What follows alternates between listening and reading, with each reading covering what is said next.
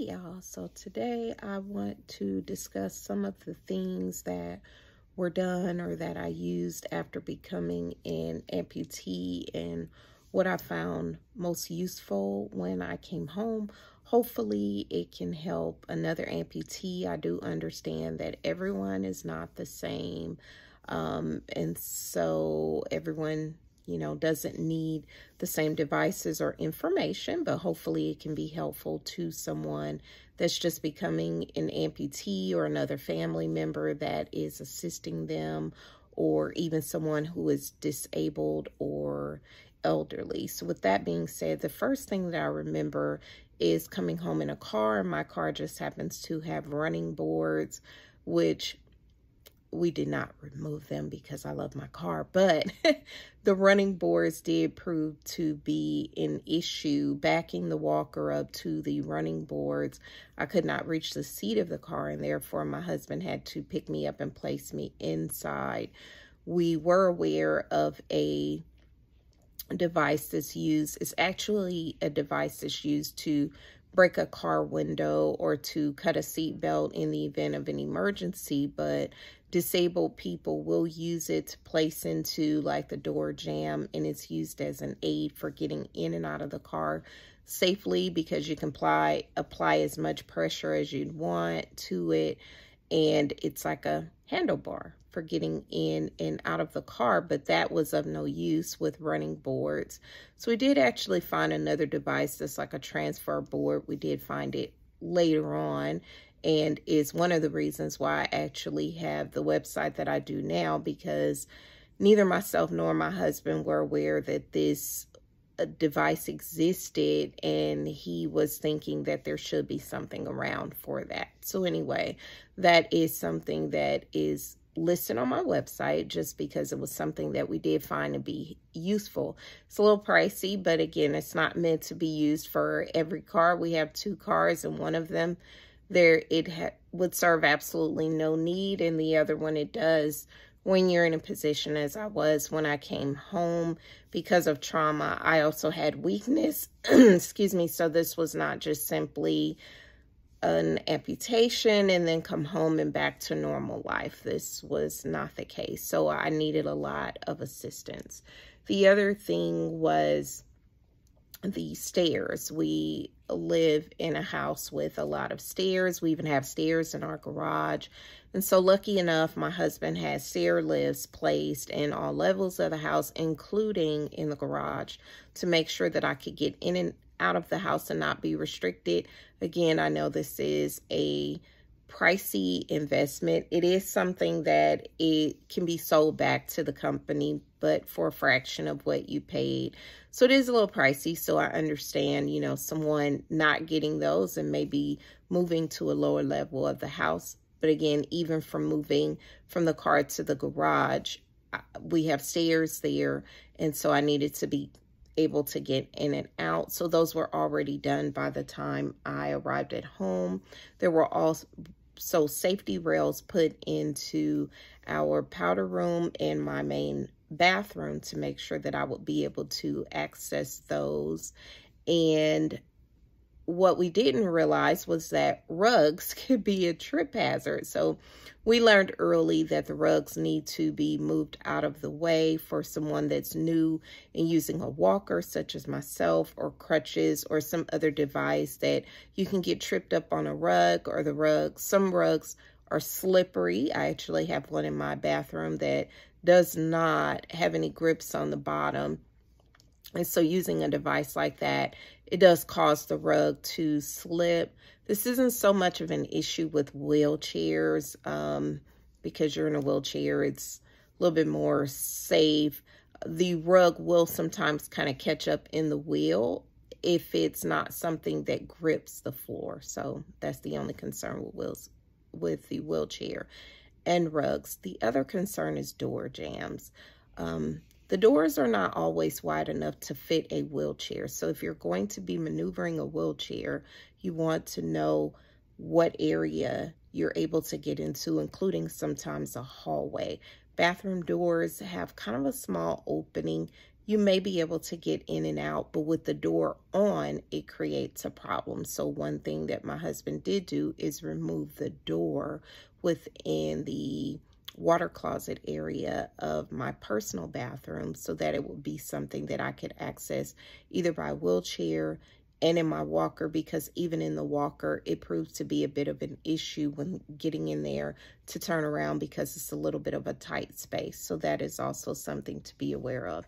Also, counter heights in appliances can be a little bit of an issue. If your counter is tall and you have to stand, and I'm a little short, so it can be a little bit of an issue trying to stand on the one leg. In my bathroom, I don't have that issue on my side, and so I'm able to handle that. But early on, again, I had some weaknesses because of other issues, and so standing at the kitchen sink or standing to cook on one leg, these things were, I'm not going to call it impossible, but it was a little bit challenging. I also could not reach the microwave or at least stand and try to get something on one leg that wasn't safe. And the microwave could not be moved. However, in the laundry room, it was a tight squeeze. I would not be able to get my wheelchair in there and be able to get to the washer and dryer. So my husband found a creative way eventually to move around the washer and dryer to make them stackable where I could get in and do my own laundry, even if I'm in the wheelchair. So that was something we learned along the way. Also, having accessibility to your clothing and your personal items. This was something, again, that we didn't necessarily think of. But once I got home, we did realize that there were things that I might need to be able to get to a little bit easier if I'm getting myself dressed and picking out my own things. And so initially I kept clothing that I would often wear in a basket next to the bed or close to an area where I could dress easily and be able to get to my things easily. I also had to move around a lot of my personal items, deodorants, lotions, things of that sort that I could get to easily without needing to bend. So I had to leave them on the counter. And again, this is something that I had to figure out once I got home. So that may be a little bit helpful. Also, the shower chair. Shower chairs are great for safety and for being able to take your own shower without needing help. I wasn't able to do so early on, so I did have to continue to, I had an open wound, so I had to continue to wash up initially, but I love my shower chair. It's probably the first thing that kind of gave me a sense of freedom once I was able to do it by myself. So the shower chair is very helpful for those that use it. I do have a bit of a pricey one, but there are ones that are as low as I believe $20 to $30. And again, I have those listed on my website. So that's something that I absolutely recommend. There are even ones that travel, although I don't know how big those are.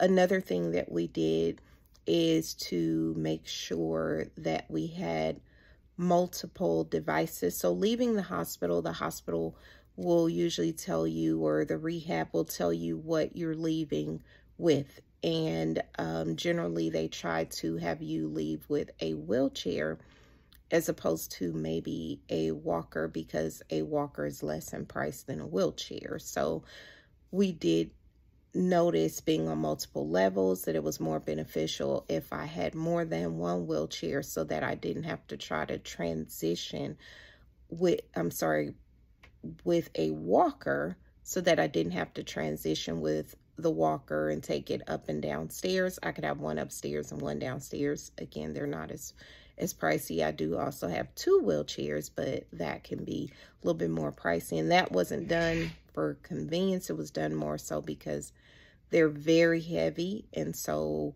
my husband had to bring them up and downstairs, in and out of the car. All of that is a little much. They're very heavy. So I do have a feather chair that's a little bit lighter for transporting purposes. And there are also transport chairs that are designed only for transport. You can't wheel yourself, but your caregiver or family or friend can wheel you in the chair, and they are much lighter just for the convenience of travel.